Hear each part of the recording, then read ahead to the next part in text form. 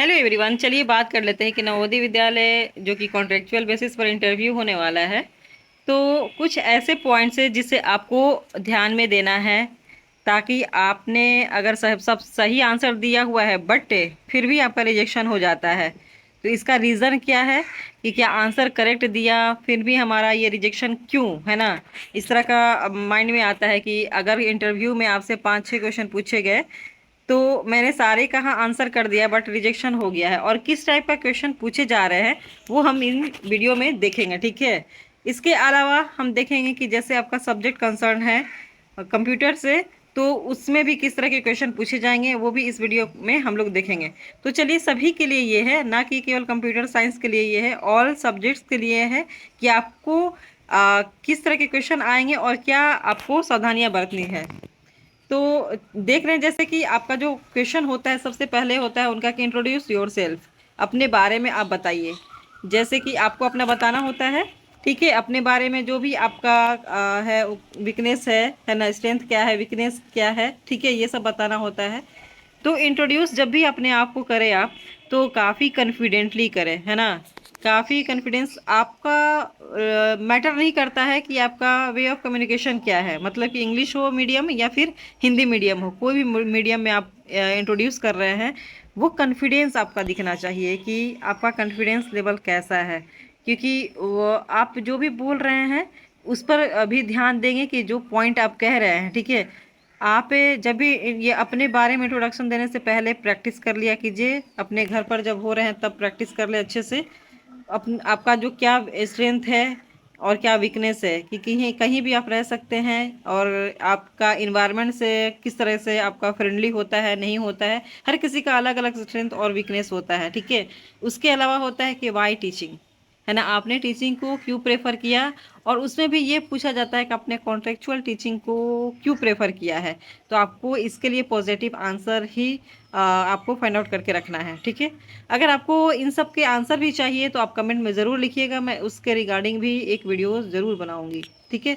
इसके अलावा हम बात कर लें तो और आपके जैसे कि होते हैं कि जो भी सब्जेक्ट कंसर्न है, आपका जो भी सब्जेक्ट्स है उस सब्जेक्ट से रिलेटेड, कि आपका क्या क्या सब्जेक्ट्स है। देखिए, उसके बाद आपसे एक ये भी क्वेश्चन पूछा जाता है कि आप एनवीएस को ही क्यों चूज कर रहे हैं, वाई चूज एनवीएस, है ना। क्योंकि और भी जॉब्स होते हैं, तो आपको एनवीएस में ऐसा क्या दिखा that you fill the form, है ना। उसके अलावा एनईपी 2020 को ओवरव्यू करके ज़रूर जाइएगा कि एनईपी 2020 से क्वेश्चंस आते ही हैं, पूछे जाते हैं, क्योंकि आपको पता है कि बहुआयामी है, यानी 360 पर ये वर्क कर रहा है। ये कब लागू हुआ, किसने लागू किया, ठीक है।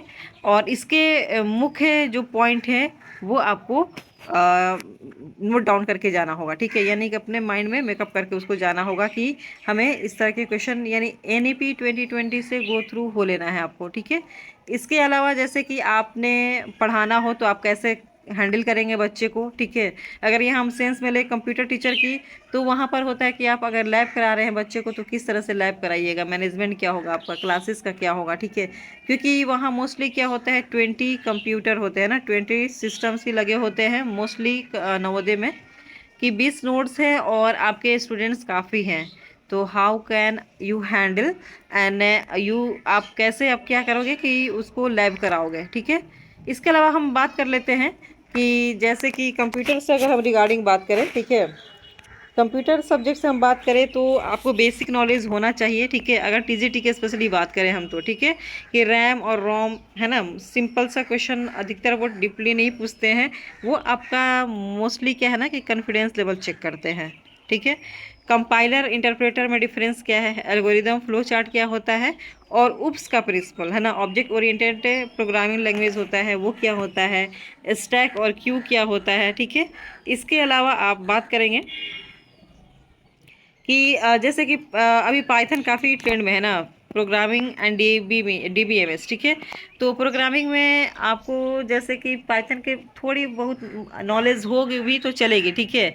लेकिन आपको डीबीएमएस में थोड़ा सा नॉलेज होना चाहिए, एसक्यूएल कीज आने होने चाहिए, ठीक है। प्राइमरी की क्या है, फॉरेन की क्या है ना, और कैंडिडेट की क्या है, ये सब आपको मालूम होना चाहिए। नॉर्मलाइजेशन पता होना चाहिए, फर्स्ट नॉर्मलाइजेशन, सेकेंड नॉर्मलाइजेशन, है ना।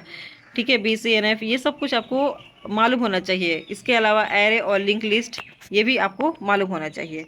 नेटवर्किंग और साइबर सिक्योरिटी का इम्पोर्टेंट पॉइंट क्या है, तो OSI मॉडल है। ठीक है, OSI का 7 लेयर्स जो होता है आपका, एप्लीकेशन लेयर टू आपका डेटा लिंक लेयर से, डेटा है ना, नेटवर्क लेयर भी है आपका, ट्रांसपोर्ट लेयर है, सेशन लेयर है, प्रेजेंटेशन लेयर है। तो ये सब आपको ध्यान में रखना है। TCP IP के भी अपने लेयर्स याद कर लेने हैं। IPv4 और IPv6 है ना, इसमें आपको पूछे जाएंगे कि कितने आपके बिट्स होते हैं। ठीक है, इंटरनेट और जो आपके होते हैं नोड्स के लिए, तो ये आपको ध्यान में रखना होगा। वायरस के बारे में, वॉर्म्स, ट्रोजन, ठीक है, इन सब के बारे में भी क्लियर होना चाहिए आपको कॉन्सेप्ट। इसके अलावा देखिए, ये सभी के लिए है ना, टीचिंग पेडागोजी से ये सभी के लिए, नॉट ओनली कंप्यूटर टीचर, ये ऑल सब्जेक्ट्स के लिए होता है कि जैसे डेमो टीचिंग कैसे लेना है, आपको थोड़ा सा प्रैक्टिस कीजिएगा।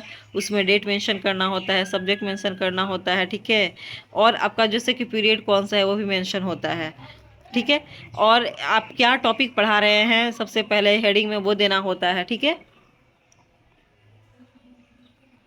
इसके अलावा उस जिस टॉपिक को आप एलोबरेट करने वाले हैं उसमें की पॉइंट्स कौन कौन सा यूज़ करने वाले हैं। ठीक है, ये सब देखना होता है। ठीक है, ब्लूम्स टेक्सोनोमी को देख लेंगे। स्मार्ट बोर्ड के बारे में थोड़ा सा जो फीचर्स है वो भी जान लेंगे, क्योंकि हर नवोदय विद्यालय में स्मार्ट बोर्ड लगे हुए होते हैं। ठीक है, और स्लो लर्नर को आप कैसे हैंडल करेंगे। ठीक है, उसके बाद क्या है कि जो फाइनल टिप्स है वही प्रैक्टिस कर लीजिएगा DBMS का, नेटवर्किंग एंड डेमो टीचिंग का। ठीक है, इसके अलावा और भी जो भी आपके माइंड में जो भी डाउट्स होंगे तो कमेंट में ज़रूर मेंशन करें। आई होप आपको क्लियर हुआ होगा कुछ। अगर आपको कहीं डाउट हो या फिर आप और इससे रिलेटेड और भी चाहते हैं तो कमेंट में ज़रूर लिखें। मिलते हैं नेक्स्ट वीडियो में। Thank you for watching, take care, bye bye.